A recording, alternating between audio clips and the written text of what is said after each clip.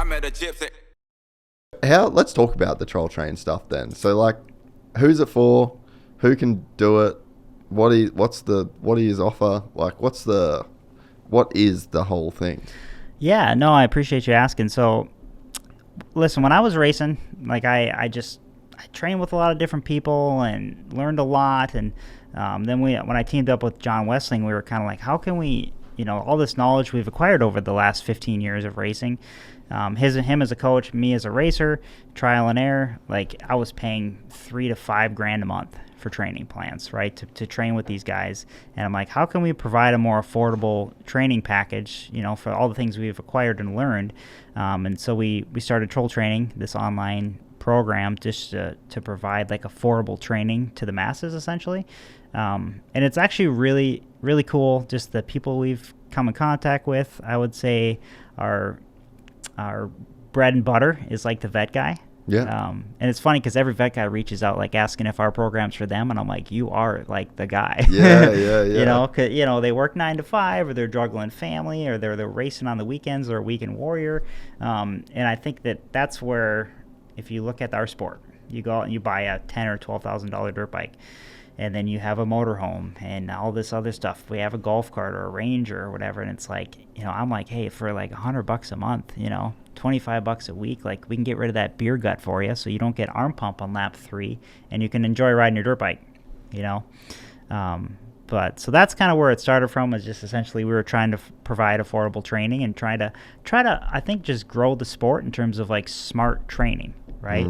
Like obviously cardio and strength training, how to fit that in around a dirt bike schedule, and also just I think people being fitter makes it a safer sport too, right? Like trying to cut down on the injuries, because obviously when you get tired, the chance of injuries raise. So 100%, man. And I can definitely say, so I rode Elsinore yesterday, which was a huge mistake because fucking everyone was out there.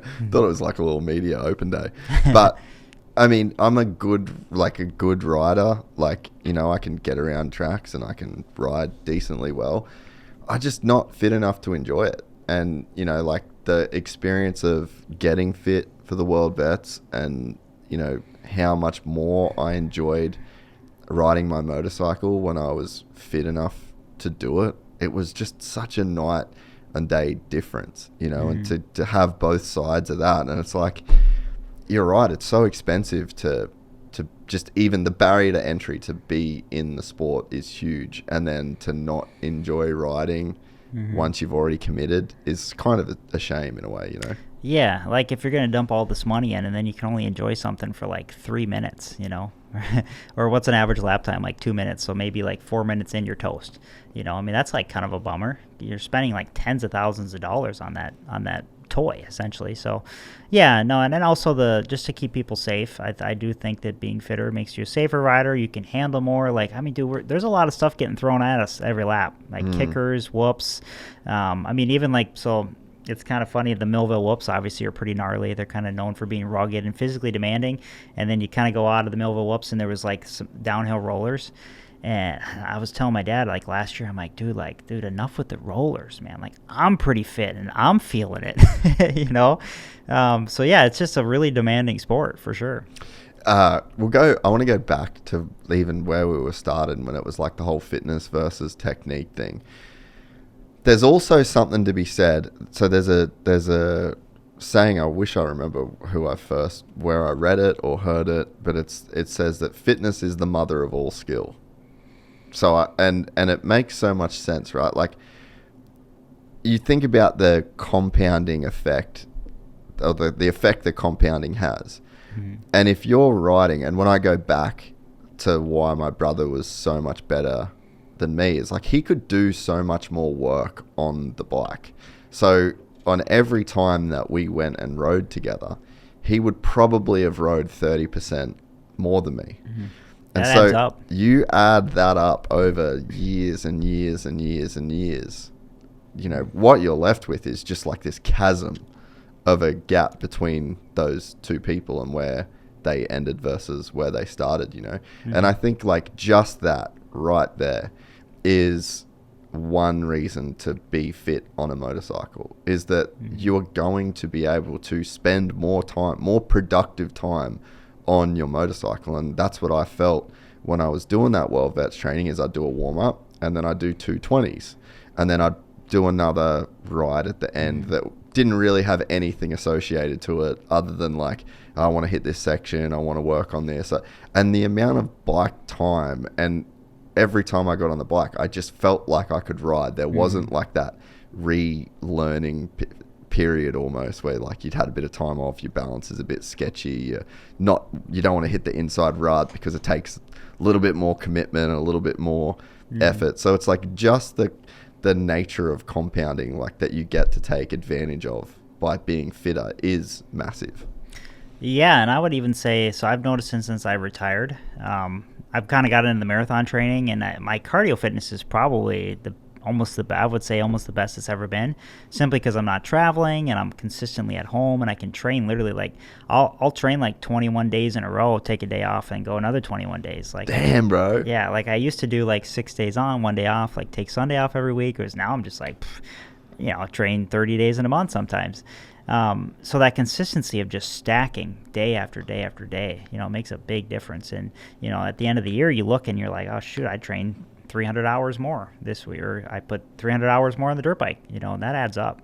Yeah, yeah. So what's some of the best success stories that you've had? Like, do you have any favorite success stories with troll training over the last couple of years?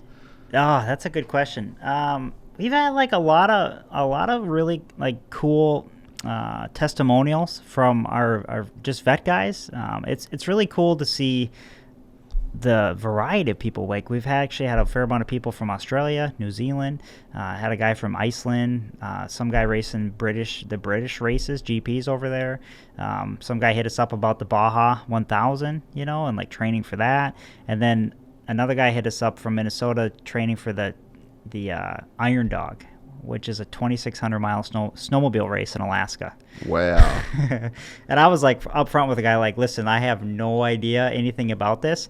And then I started looking into it and researching, and the same thing as Baja. Like, dude, fitness is pretty general for the most part. Like if you can get fit and then you fuel appropriately, like with carbs and nutrition, that's huge. But yeah, it's really cool to see, like, we get testimonials from a vet guy that like maybe they couldn't stop being injured, or they just hurt. We actually had a really cool testimonial from Oscar at Cowie. Oh yeah. It was really cool. He actually let us share it on Instagram, but essentially he was just like, I couldn't figure out why my bed was hurting me.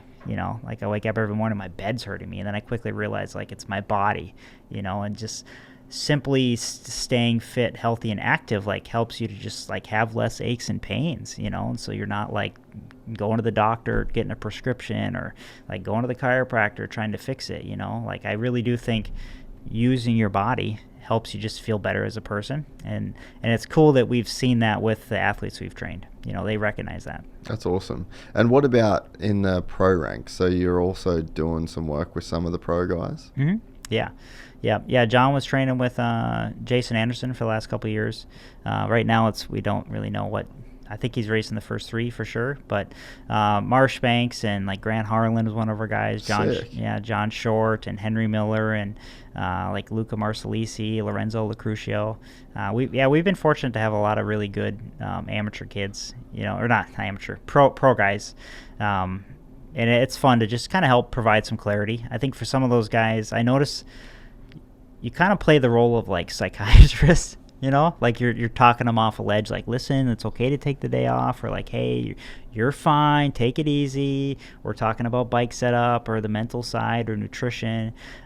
For me, it's cool just because the things I've acquired over the years, like I can keep talking about things I'm passionate about. I enjoy that and just helping people.